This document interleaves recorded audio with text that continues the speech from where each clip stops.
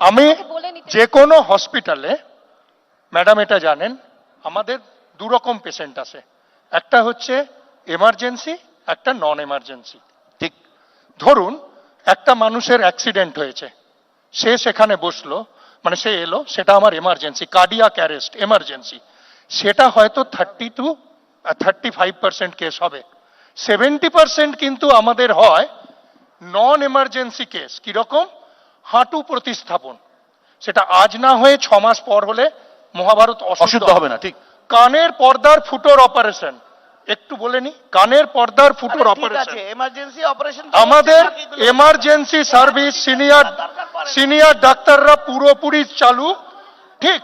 Indoor admission আমি দেখছিলাম government data 30% কমেছে, আমি যদি না ভুল বলি, কিন্তু সেটা এই নন এমার্জেন্সি।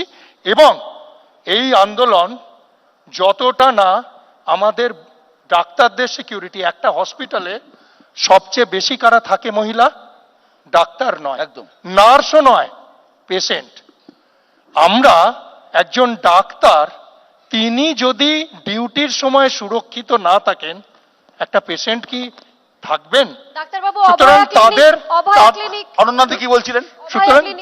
সুতরাং এবং তার সাথে আমাদের ছোট ভাইরা, সিনিয়ররা, যেরকম এক একজন ডাক্তার 24 নয় 48 72 ঘন্টা টানা ডিউটি করছেন সিনিয়ররা, কিন্তু তাতেও বলছেন যে হ্যাঁ আমরা সব ডিউটি করব যাতে মানুষ এমার্জেন্সি পরিষেবা পায়।